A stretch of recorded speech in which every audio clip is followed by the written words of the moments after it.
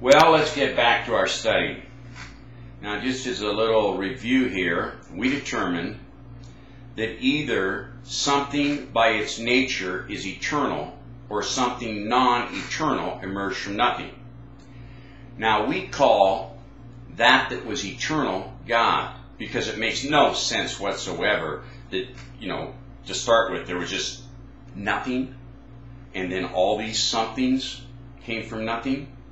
No sense whatsoever. So there was an eternal factor. It was God, and God is all-encompassing. We are a creation. We are finite. God is infinite. Let me give you an example here in the Bible.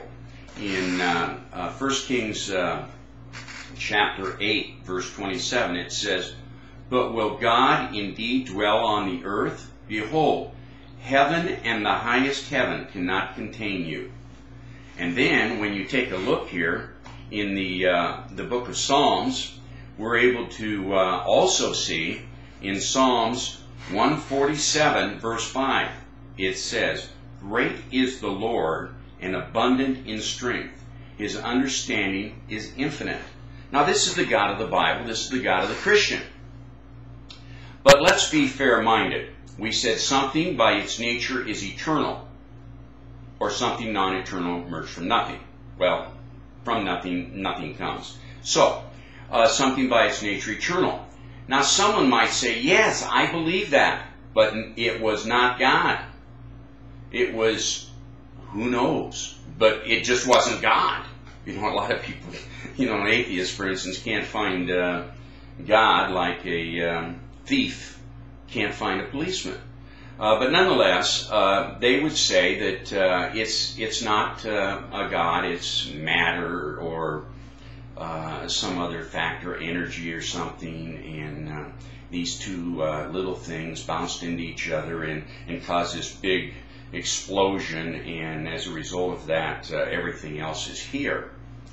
And they're betting, given infinite time and infinite chance, everything just sort of like came to be. What they forget is what chance creates, chance destroys. What infinite chance creates, infinite chance destroys. Example, flip a coin up in the air and it comes up heads one time, tails another. For these folks' conclusions to be true, every time you flip the coin, it would have to come up for heads thousands of times, and one right after another. Doesn't make any sense at all. Then you've got this explosion. It takes more faith to believe that there's no God than the phoniest, baloniest, Looney Tune religion in the world. It actually even takes more faith, blind faith, to believe that there's no God than it does to believe in evolution. Yeah. These guys have a lot of faith. You got these two little things, they bounce into each other, they cause this big explosion, and these molten masses of hot, molten rock head off into outer space. And one stops, well, right here. They call it the Earth. It was just a ball of molten hot lava or something. I don't know, but I wasn't there, and no one else was. But we concluded that it was kind of like the sun. It was just really, and then it kind of cooled off. It's just amazing how, if that is true, and of course it's not, how 2/3 of its mass become filled with water.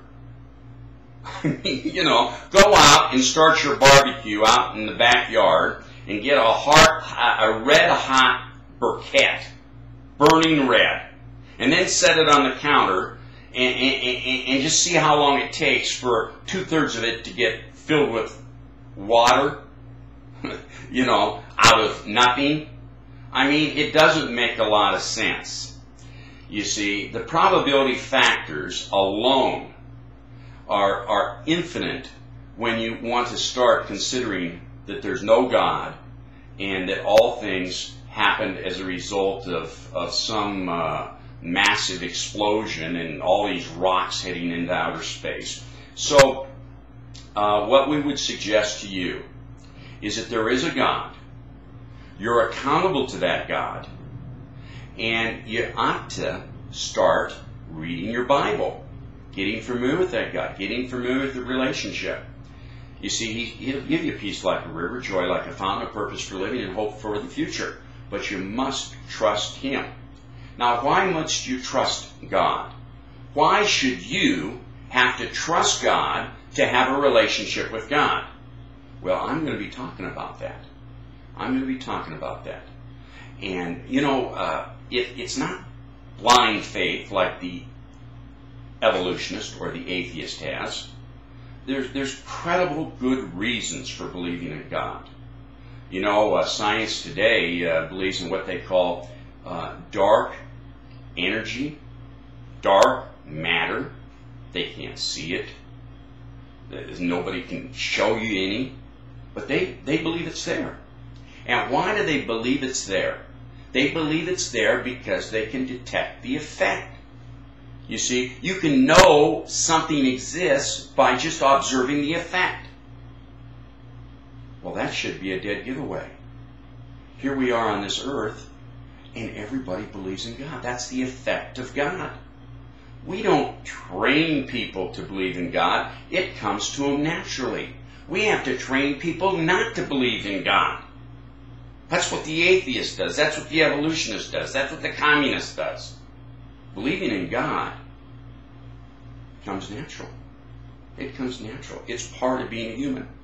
So either we have a universal defect within the mind of man that wants to believe something that's untrue, or the effect of God is seen within the inhabitants of the earth that He created, that choose to acknowledge Him as being the Creator.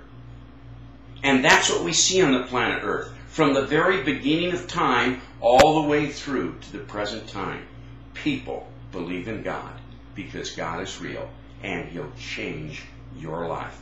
We'll get back to some of this stuff in our next study. Thank you.